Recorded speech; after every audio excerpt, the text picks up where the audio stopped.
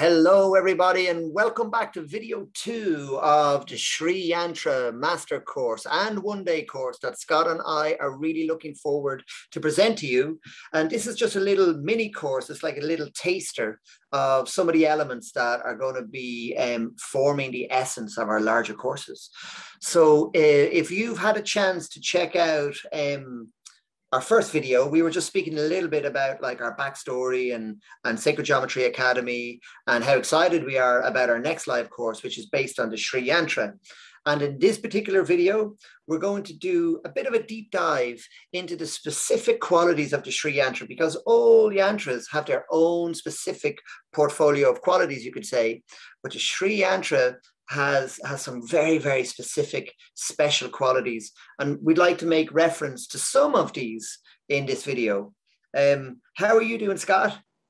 Yeah, I'm excited to give a little bit more information about the Sri Yantra, and the feeling that you have perhaps when you draw it, and the specific, aspects of the drawing process. I'd like to talk about a little bit about some of the kind of life lessons that are available as you're drawing it. I think is kind of unique among all the sacred geometries that I've encountered.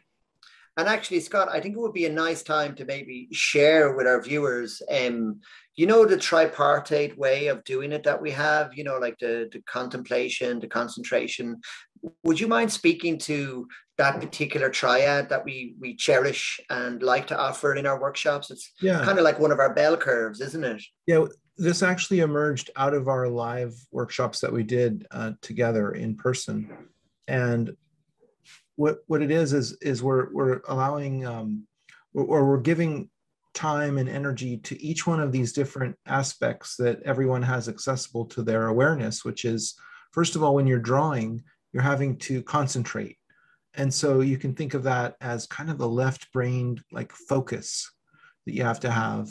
And, if you have to do that for a long time, it kind of gets tiring, And so there's only so much focus that we all have. But we're going to spend that kind of in the drawing process.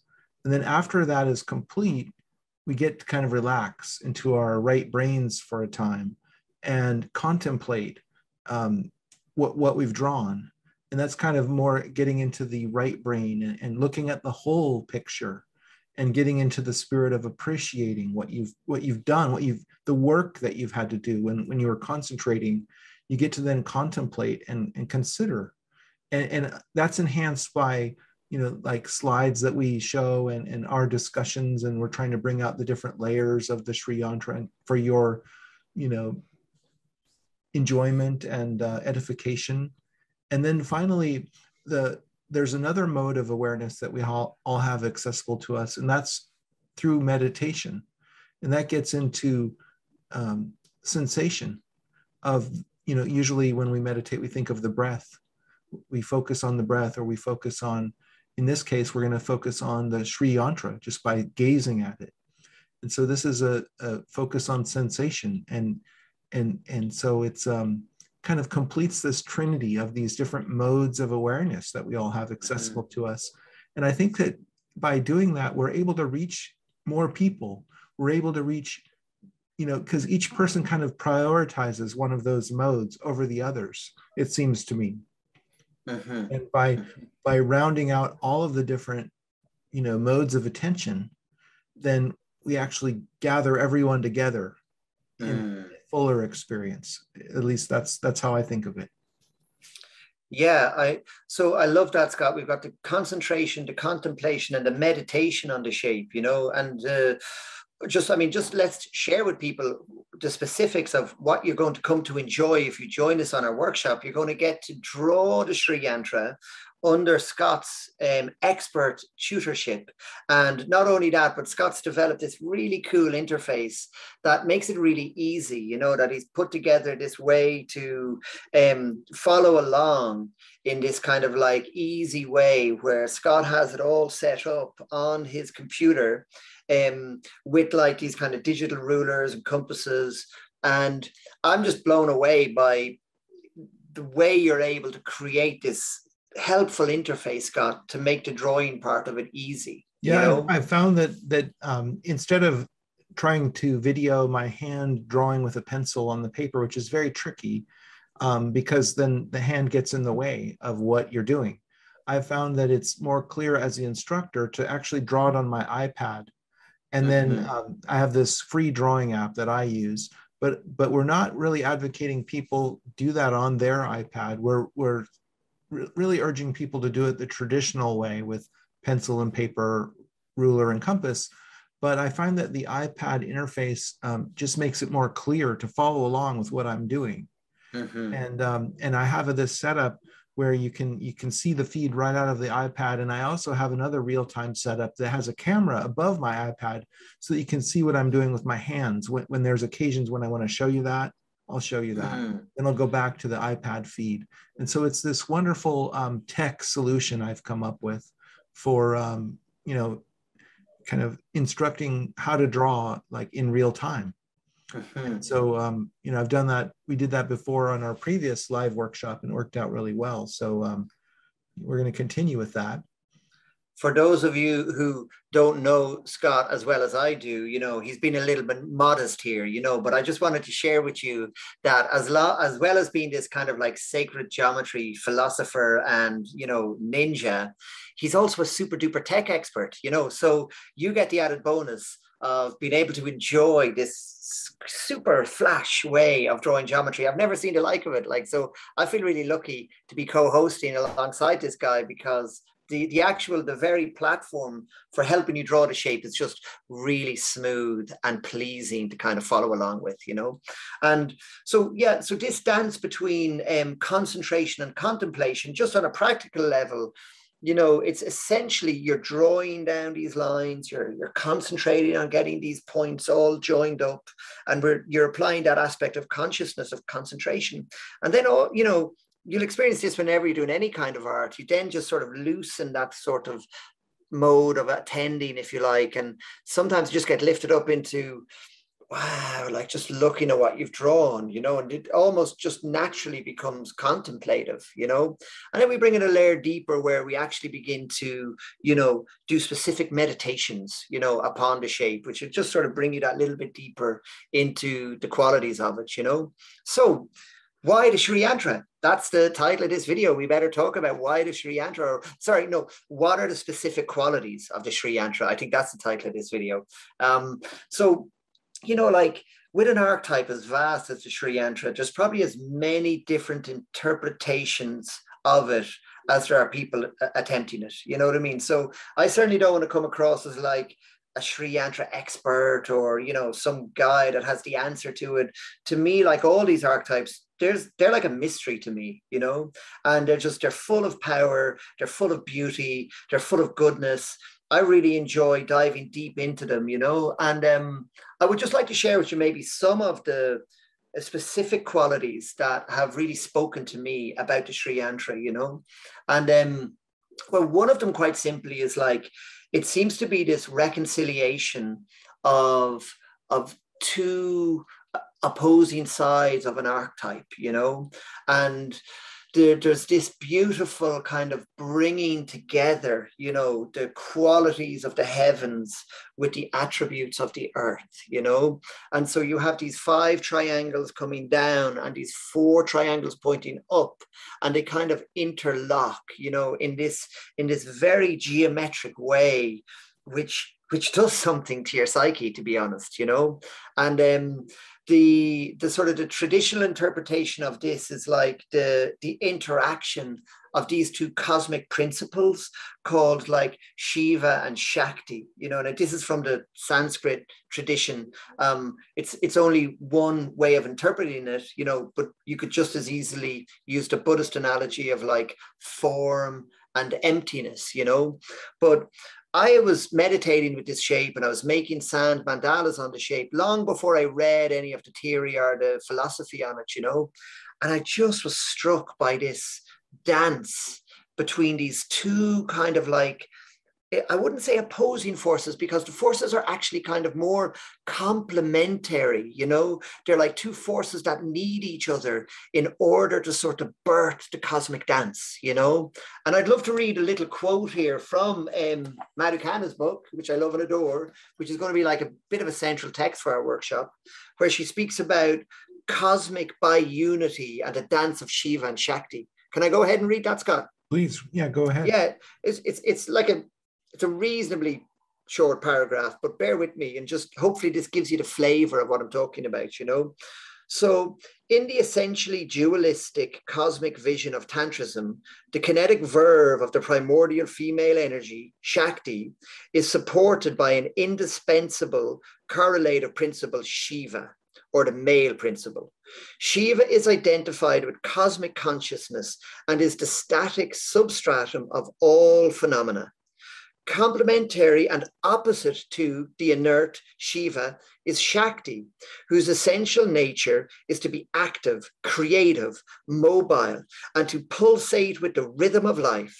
Shiva is the silent seer of all phenomena, the innermost focal point of the subjective self, consciousness, or cosmic spirit. And Shakti is the phenomenon itself, matter or nature. Prakriti is the technical term for it, you know. But this really spoke to me because that paragraph articulated what I was experiencing qualitatively myself, you know. And it was like, if I'm understanding it correctly, you know, I get this idea that there seems to be this kind of like substratum, you know, what's referred to there in the paragraph of like this sort of primordial space prior to anything coming into manifestation, you know. This is the this is the Shiva energy, this substratum of all existence, you know. And in order for anything to arise out of this substratum, you need vibration, you need creativity, you need activity, you know. And this is where sacred geometry is a perfect analogy for this cosmic dance, because it's through geometry that forms come into arising, you know, and different geometric forms have different frequencies and vibrations. So one form will manifest as like, you know, a human. Another form might manifest as a dog or an elephant or a tree, or, you know, this is a little bit simplistic, but I'm just really trying to be honest with you about where my sort of inner meditation went with this, but it made sense to me. It really, I felt it in a way that like wasn't just in my head. It was like, yeah, this really makes sense. This dance between, I use the words kind of emptiness and form, to be honest. They kind of work more for me than Shiva and Shakti. I like to use absolute and relative. At least I did in my book, Sacred Geometry, which kind of speaks to this of the Shiva would be the absolute, and then the Shakti would be the relative coming out of that. Yeah. And it's not that they're separate. They're kind of interwoven with each other all along at every step of the way, you know. And I think that this is a kind of richer archetype in some ways than squaring the circle, because it's not just the opposites, but it's all of these triangles are working together and creating this complexity that is really beautiful and in its kind of diversity and its wholeness, you know, and all of that's happening, and it's too much for your mind to kind of keep track of everything. And one thing I like about the drawing process is there's this point where a couple of points along the way you'll find that it's not a linear process. You're drawing these lines and you don't have enough information to complete a particular triangle yet. But let's say maybe you have you have determined where the base of that triangle will be. Mm-hmm. And then later you'll find out where the apex is. Later down the road, after you've drawn a couple of other triangles, you'll find that missing piece that you needed earlier on in your process will become evident to you. The geometry just gives it to you in and of itself, and then you'll be able to complete that earlier triangle. And so I see this as kind of a metaphor for how life works, where you're going along and you have some problem, you don't know the solution, and you just kind of put it on the back burner or over on the side and think, I got to figure that out. I got to solve that problem. It's still looming over me. But you go down your life path a little further, and then only then do you have the information that you need to actually solve that problem. And so this drawing process of the Sri Yantra is kind of a metaphor for how to solve life's problems in a way. That's what one of the lessons I took out of drawing it. And it was really unexpected. I didn't really anticipate, that happening. So there's these unexpected little gifts that geometry will sometimes give you kind of as a metaphor for your own life. Mm-hmm. That's beautiful, Scott. That's beautiful. Yeah. And I love what you're saying about it being unexpected, because maybe now is a good time to sort of share that, like, one of the sort of, deep passions that both Scott and I share is that, like, we all have a kind of a rich resource inside ourselves. It's like a sort of a deep intelligence that we can access if we just give ourselves the time, the space, and the permission to go inward, And when you do that, you get access to a side of yourself which is so rich, which births these insights and gives you, upgrades in consciousness, which are really, really profound, And that's kind of further nourished and supported and amplified in a way when we bring this intention of accessing this inner wisdom within ourselves to a piece of work like this. But here's the cool part. When we come together with a like-minded and a like-hearted group, honestly, this is really probably the biggest part of it. We come together and we begin to open that side of ourselves, and we then share that with each other. Woo!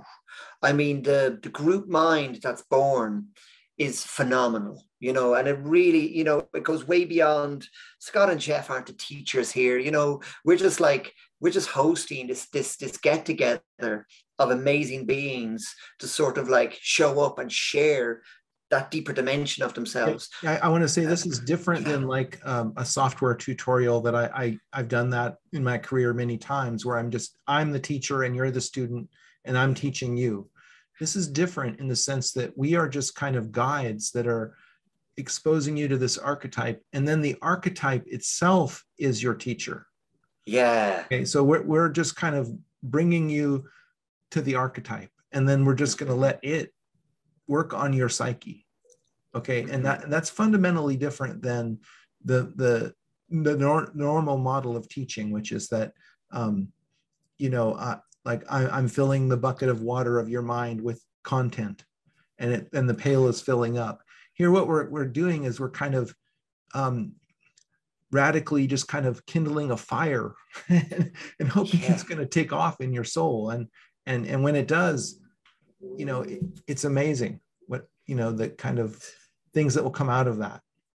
Yeah, and I think the greatest sort of fruit that's born out of the first live workshop we did, Scott, was just the quality of the people and the beauty of the interactions and the connections that are made between people.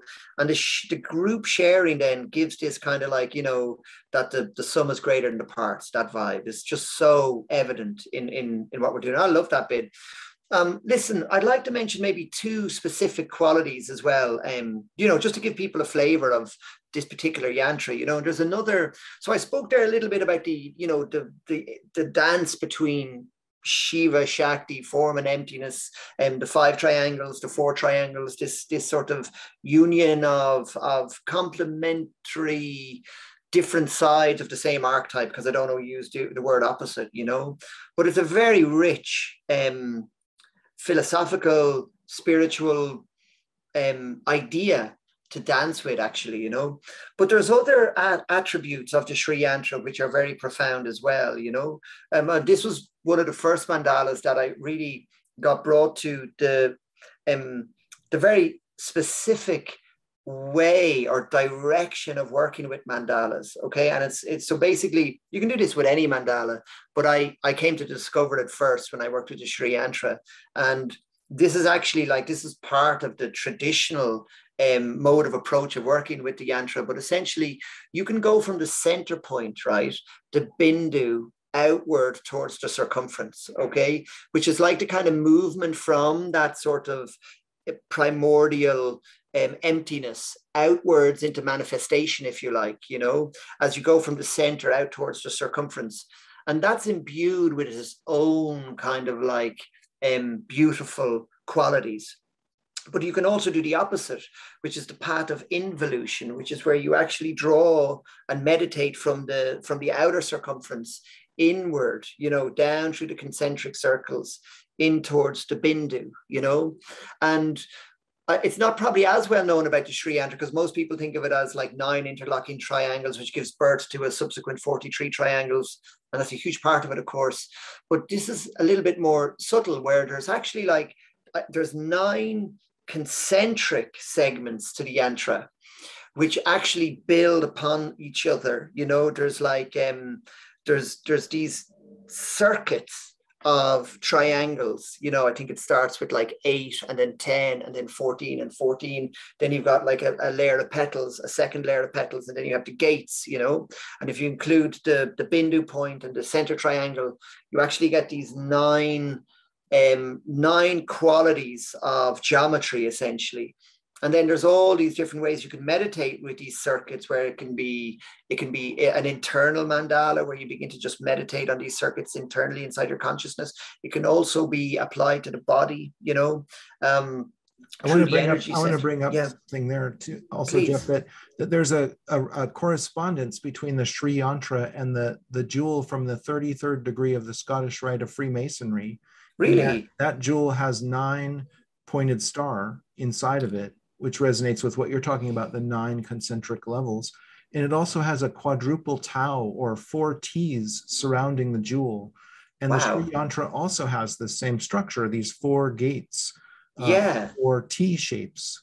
And when I was drawing it, I had the sense that there's a tension there between the mundane and the sacred, because the T's are very mundane in how they are constructed very rationally, and the most expedient way to draw them, it might be just to measure them, which is really antithetical to sacred geometry. We don't measure, we let the geometry give us the intersection points. Yes, T's, you know, it might be easier just to measure them. And that's very mundane, or even profane, in the sense of an opposite to the sacred. Then when you get into the core of the Sri Yantra, it's all sacred. It's all the geometry revealing itself in and of itself to you. Yeah. And so there's this interesting tension as well between the gates, the terrestrial gates, the connection of this kind of heavenly archetype to the earth, to the mundane realm. It is profoundly connected through those taus into your normal life. You see, that's an invitation to go into this Sri Yantra and experience something sacred and understand why we call it sacred geometry. You know, it's because of this feeling that will arise in you. And maybe the best way of expressing that is, it's just like exquisite, or just beautiful, or sacred. These are the words that come out of people's mouths about what they're experiencing here. Yes. Yeah. Yeah, beautiful, Scott. And that speaks to as well, like those directions, you know, there's 2 directions, you know, and if you're going the path of involution, what you're actually doing is you're beginning to let go of the mundane, or maybe even just the material, you know, the sort of manifested reality that we live in. And you kind of cascade downward towards the bindu point, where you have this ultimate kind of returning to the source, where you dissolve into the all that is, you know. And the yantra is actually designed to bring you deeply down into, like, it's like stepping stones, returning you to the source. And that's if you're doing the path of involution. You can come back out the other way, of course, which is more like you move from source out into manifestation, but it's almost like you begin to embody this perfected form, which is kind of a helpful way to be in manifested form, because you're abiding in the qualities of this perfected form, or whatever, you know, it's part of it too. And it has an opposite of it, the bindu being kind of the summit of Mount Meru. Like, it has this above quality that builds up on a mountain, you know? Yes, So it's fascinating that you can view this either way, you know? Like, and as you're saying, you can go in, or you can come from the center and go out, and evolution or involution. So there's really a huge richness to this archetype that we're just trying to get across to you in this short video today. Yeah. You know. Well, and these are the specific elements that we're going to explore together deeply, you know, through drawing it, meditating upon it, and sharing together, most importantly, as a sort of a cohort of like-hearted people. And it's just really great. Like, it's really great to get together and to truly share a passion that is as sincere as this is for us with others. It's just, there's nothing better than it, you know. So I hope this sounds tantalizing, or interesting at the very least, you know, because we'd love to have you aboard either our 1-day or our 8-part module. It's going to be amazing. So please, if you're watching this video and liking what we're saying, do consider joining us, because it's going to be great, you know. We'll see you hopefully in video 3, where we're going to just share with you a little bit about what do we mean by actually meditating and going deeper with the archetype, you know? So yeah, hopefully see you there. Thank you.